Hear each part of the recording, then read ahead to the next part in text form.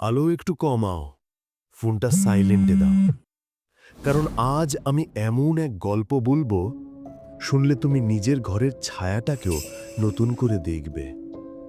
প্রস্তুত? চলো শুরু করি।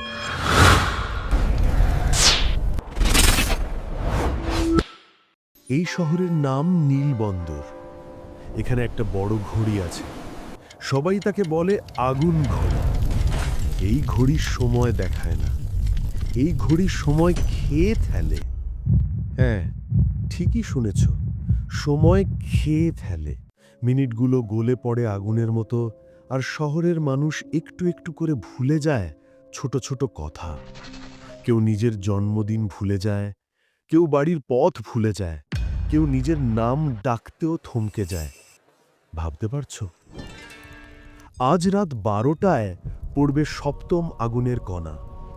মানুষজন বলে, যদি এই সপ্তম কণাও পড়ে যায়, শহরটা নিজের নামটাই ভুলে যাবে। রাস্তার নাম, স্কুলের নাম, এমনকি শহরের নাম ফলক সব ফ্যাকাশে হয়ে যাবে। তাই আজ রাতটাই সবচেয়ে জরুরি। আর এই কাজটা করতে পারবে যে লোক, তাকে ডাকে ছায়ার কারিগর। সে ছায়া কেটে, ছায়া বুনে, ছায়া মেরামত করে। শহরে অল্প লোক জানে ওর নাম। আমি তোমাকে আজ তার কাছে নিয়ে যাব।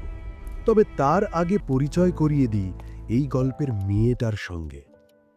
তৃষা, বয়স ২৬, কাজ করে শহরের স্মৃতিশালায়।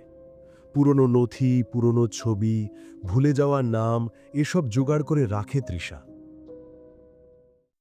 তৃষার বাবা ধ্রুব ছিলেন ঘড়ি মেরামত করার কারিগর, আর তৃষার দাদুই নকশা করেছিলেন এই আগুন ঘড়ির। অনেক বছর আগে যখন শহরে বড় অন্ধকার নেমে এসেছিল, তখন আলো ধরে রাখার জন্য আগুন ঘড়ি বানানো হয়েছিল। উদ্দেশ্য ছিল ভালো, কিন্তু একটা ভুল হয়ে যায়। যত আলো বাড়ে তত সময় কমে। প্রথমে মিনিট খেত, পরে ঘন্টা, তারপর মানুষজনের স্মৃতি থেকে খুঁটে খুঁটে নিতে লাগলো ছোট ছোট টুকরো। শহর টের পেল অনেক দেরি করে। একদিন কি হলো জানো? তৃষার বাবা হঠাৎ হারিয়ে গেলেন। কোনো চিহ্ন নেই, শুধু স্মৃতিশালার ড্রয়ারে পাওয়া গেল একটা খাম। তাতে লেখা, যদি আমি না ফিরি, ছায়ার কারিগরকে খুঁজে নিয়ে। আগুন ঘড়ি এখন শোনে, তাকে নীরবতা খাওয়াতে হবে। তুমি হয়তো ভাবছো, নীরবতা খাওয়াবে মানে? এইটাই রহস্য। আর এই রহস্যের চাবি শুধু একজনের কাছে, ছায়ার কারিগর। নাম তার ঈশান। তৃষা বেরিয়ে পড়ল। রাত তখন নামছে। বৃষ্টি নেই, কিন্তু বাতাসে ঠান্ডা গন্ধ।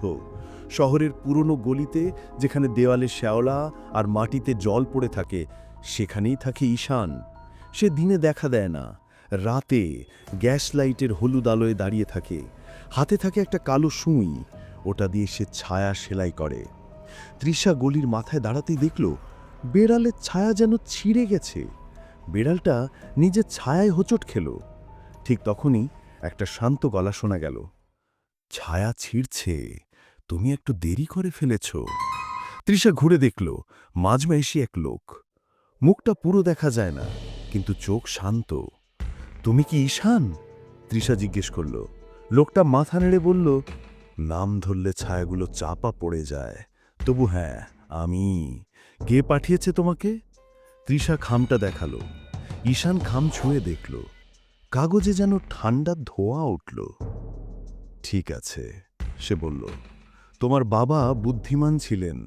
আগুন ঘড়ি এখন মানুষের কথা শুনে, ওকে নীরবতা খাওয়াতে হবে।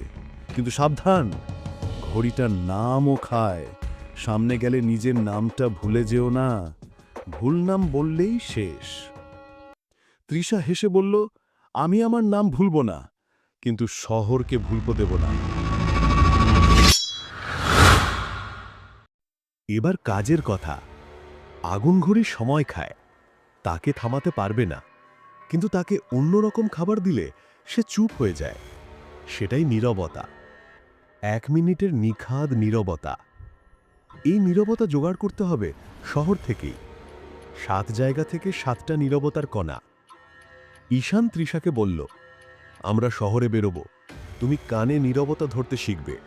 তারপর আমরা এই নীরবতা নিয়ে টাওয়ারে ঢুকব, কোরের কাছে গিয়ে আগুনকে নীরবতা খাওয়াবো।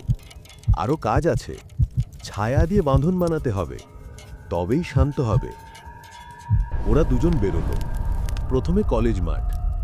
এক বৃদ্ধ বই হাতে বসে ঘুমিয়ে পড়েছে, তার চারদিকে একটা নরম নীরবতা আছে। ঈশান ছায়া সুই দিয়ে সেই নীরবতাকে হালকা করে তুলল, একটা ছোট কাঁচের শিশিতে রেখে দিল। তারপর বই পাড়ায় গেল। দোকান বন্ধ, পাতার শব্দ থেমে গেছে। একটা বই শ্বাস ফেলল, যেন বলল, কাল আবার খোলা হবে। সেই নিঃশব্দ মুহূর্তটাও কাছে। এরপর গির্জা। ঘণ্টা বাজার ঠিক আগের 1 সেকেন্ড, সেটা এক বিশেষ নীরবতা, সেটাও তুলে নিল। চতুর্থ নীরবতা পেল নদীর ধারে। জল বয়ে যায়, তবু মাঝে মাঝে নদীর বুকে ছোট্ট থেমে থাকা দেখা যায়। পঞ্চমটা রেল লাইনের ধারে, 2 ট্রেন যাওয়ার মাঝের ছোট ফাঁক। ষষ্ঠটা সিনেমা হলে, ছবি শুরু হবার আগের শ্বাস। আর 7 নম্বরটা সবচেয়ে ব্যক্তিগত, নিজের ঘরে বাবার খালি চেয়ারের পাশে। ঘুমোতে যাওয়ার আগে যে নিঃশব্দে বলা হয়, আজকের দিনটা পার হয়ে গেল, ওটাই। তৃষা চোখ বন্ধ করে বসে থাকল। নীরবতা যেন বালিশ থেকে উঠে এলো। ওটা কাঁচে বন্দি হলো। 7টা কাঁচ ভরে গেল। এবার টাওয়ার। আগুন ঘড়ির টাওয়ার পাহারা দেয় ধূসর লোকেরা, শরীর ছাইয়ের মতো, চোখে লাল আগুনের ছাপ। ওরা ভয় পেলে টের পায়, তাই ঈশান পুদিনা পাতা, রাস্তার ধুলো, কালি মিশিয়ে বানালো এক ধোঁয়া। এই ধোঁয়া ভয়কে ঢেকে দেয়। তৃষার গলায় বাঁধল একটা কালো সুতো, এটা ছায়া তাবিজ। ভয় উঠলে ছায়া সেই ভয় গিলে নেয়। তারা পা টিপে টিপে সিঁড়ি ভাঙল। দেয়ালে দেখল পুরনো নাম।